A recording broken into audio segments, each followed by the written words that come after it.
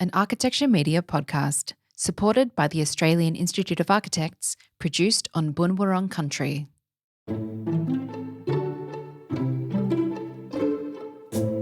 Welcome to Design Speaks Weekly, a podcast that explores the biggest stories in Australian architecture and design. I'm your host, Georgia Burks, and today I'm joined by Gregory Burgess AM, an architect acclaimed for his craft and character. We'll talk about the nature of architectural authorship and the value of humility in the design process. But first, here's the latest news headlines from Architecture AU.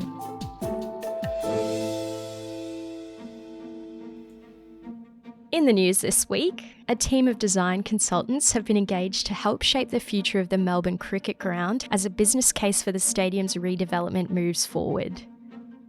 Architectus, in partnership with Foster & Partners and Manica, has been appointed as lead designer for the business case. The winners of the 2026 Australian Interior Design Awards have been announced, with the Forest by Woods Bagot taking out the premier award for Australian interior design. The jury praised the project for its incredibly rich, layered environment. And the latest round of Australian Institute of Architects award winners has been announced, including the recipients of the Western Australian and Australian Capital Territory Architecture Awards. For the full awards results and more news, visit architectureau.com. I'm Adair Winder. It's Tuesday, June 16th.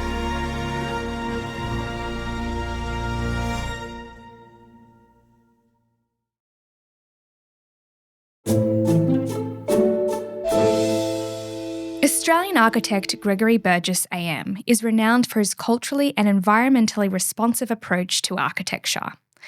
For more than 5 decades, his work has been shaped by presence, patience, and a pioneering spirit of co-design. Greg has been honoured with numerous national and international awards, including the 2004 Australian Institute of Architects Gold Medal and appointment as a member of the Order of Australia. Despite his acclaim, he modestly refrains from the spotlight. In today's episode, Greg reflects on the role and responsibilities of an architect, particularly when working with First Nations communities, as well as the values that have guided his remarkable career. Hello, Greg, and welcome to the podcast.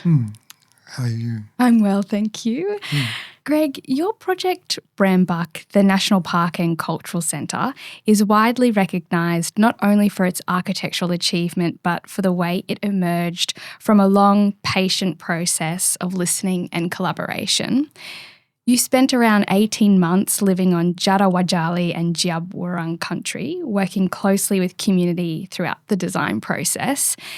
Did working in that way reshape your understanding of the architect's authorship? I think it did, yeah.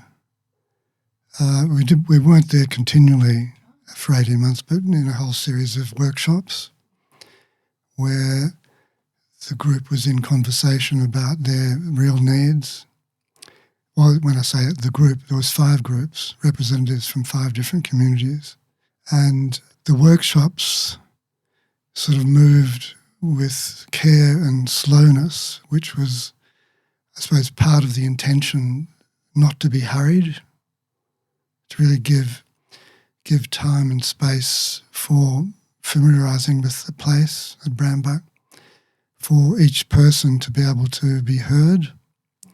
Because you mentioned authorship. I think in a situation with a group, the architect is a kind of needs to know when to step forward and when to step back.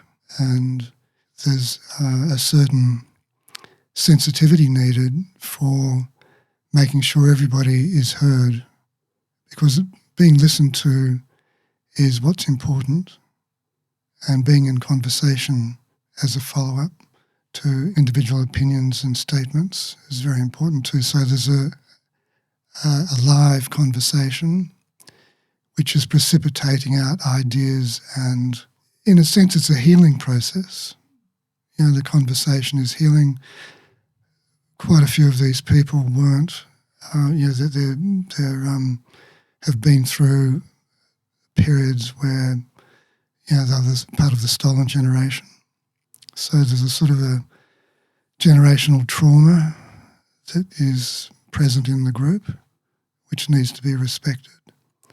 So part of the working with the group was their shared experience from landscape, their ideas for the building, and, for example, Lenny Lovett went a movement with his arms and hands and whole body to say, let's get the building talking to the hills, for example. And so there's that kind of space and idea and contribution needed, which is part of, you say that's part of authorship, because these things are happening in real time, but they connect with another time as well. Part of the process of architecture is the forming of real forms with feelings.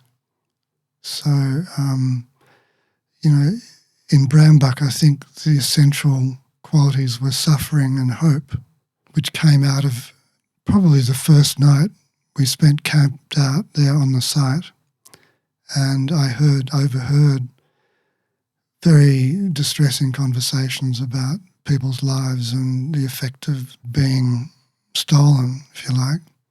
And so that went deeply into me, and I think I identified suffering and hope as the two qualities that are embodied in the building. That was sort of later, in retrospect, in a way. And the 5 communities found their own totems within the building as it developed. It wasn't said, let's start with the totems. They found the totems in the building as it developed. And that's, as you were talking about then, culture and what the clients and the stakeholders there, that was their contribution, and it was embodied into the architecture. And speaking of your process, Greg, your architectural process has been said to carry a sense of humility, and I was hearing that in the story you're just talking about. From your perspective as a non-Indigenous person, would you say humility is important to designing for country and community? Yeah, I think it's in the process. The humility is in the process of listening, and almost the sacred nature of listening.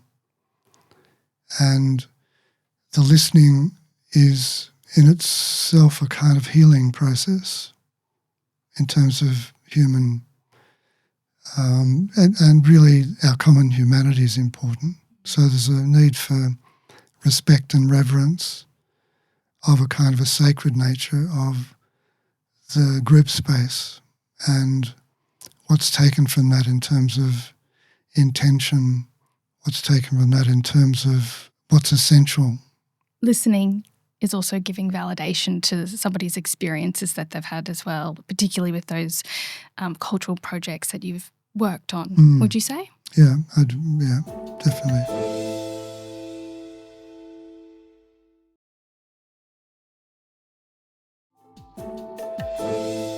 Greg, in a recent lecture, you spoke about how the dynamics of a process come to rest in a project. How does this sentiment unfold across the many typologies you've worked across? How do you apply it to a cultural institution or a house or a school? Well, I suppose in Brambuck, just as we're talking about Brambuck, the sacred nature and the respect and even sense of mourning and tragedy is there in the way that, for example, light has been modulated. So there's a window. Behind that window, there's quite a massive tree trunk as a column, and the light spills around that column, and there's a sense of mourning, if you like, in respect of the tragic background to the project. So the mood of the building carries not only joy and hope, but also some of the difficulty of the suffering. How does humility and I guess that sort of dynamic in the process how did you apply that or bring that to the process across perhaps other clients where it could be, I don't know, the Horsham Church or even Hackford House? Well, I think it's to do with making a space or holding a space open for the other, for the client or for any member of the client's group, so that they can be articulate in their own way and bring their own particular viewpoint into the picture. Whether this is the priest at the Horsham Church or Dennis Rose or dozens of others from the Brownback communities, being entrusted with some of these thoughts and ideas that are important or foundational to getting grounding the building, allowing it to grow kind of spiritual and formal kind of roots into place, into country. So there's a conversation also going on with country as well as with people of the communities. And the architect needs to have the feeling of generosity that he or she is not pushing the whole thing, but actually listening in quite a generous space to what is this? Be curious about not knowing. And a lot of people would be a bit uncomfortable with it, the unknown, right? That's what I feel I've learnt, amongst other things.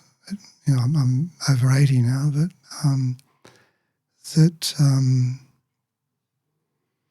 to be open, to be courageous, to listen, to be able to work with synchronicity is very critical.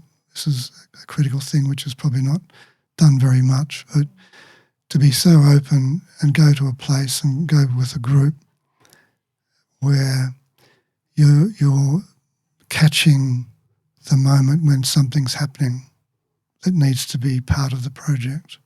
And that speaks to synchronicity, right? That's being in sync with others, country, and yourself. That's right. And resonance too. Yeah, so that it's again being open and listening and watching carefully and being curious about what it is, as well as respecting what comes, even if it's not what you expect. So part of it is a capacity to integrate or to recognise the value of what's being spoken and said, described or expressed, and helping people who are quiet to come forward too, with the usual people who talk a lot. So the architect's partly helping orchestrate or choreograph the process by mostly being invisible, but encouragement and just listening out of respect for what else is coming forward here. It needs to be both heard and shaped in some way in the evolving identity of the group and the evolving form of the building. Sometimes the most valuable contributions to a project perhaps come from the quietest person in the room too. Greg, along with the myriad buildings you have designed, you are also known for your kindness and modesty. In his contribution to your gold medal coverage in the 2004 March-April edition of Architecture Australia, renowned Australian architect Peter Corrigan shares, "It is one thing to have that rare gift, an architecture vocation. It is another to pursue proper behaviour and generosity of spirit." What is your advice on how to be resilient in architecture, both personally and financially? Well, I think part of it is a kind of ongoing working on one's own self-development, on your own soul, that we need to be a very full human being to be an architect. and to work with people, to bring to the process, what we've learnt and what we think's important, but also to be folding that into the bake, if you like, of working with the group. So there's a sense of shared time, space, and intention and meaning. Who am I? Who are we? What are we doing here? Why? And how can we do it better? Those sort of questions. I think those questions are particularly important in the time that we're in as well. Greg, to conclude our episode, what's something that you've changed your mind about? When I hear that question, I would refer to being open again, not knowing, so that changing a mind's not an issue. So it's being present for noticing, recognising the essential things as they're happening as you're working on a project and with people. So I'd pinpoint or put light on the need to be open and alert and present rather than changing minds. You don't need to change your mind because it's in some ways Constantly changing and flexible and adaptable, and along with identifying what matters and making sure that's a shared intention, shared recognition. Fantastic answer, Greg. And it has been an absolute pleasure to have you here today. I'm very grateful for your time. Thank you for joining me. Thank you, Georgia. Thanks for listening to this week's episode, which is supported by the Australian Institute of Architects. If you're enjoying this podcast, be sure to subscribe, share, or leave a rating. I'm Georgia Burks, and this has been Design Speaks Weekly. Design Speaks Weekly is produced on Boon Wurrung country. We acknowledge the traditional custodians of country throughout Australia and recognise their continuing connection to land, waters, and culture.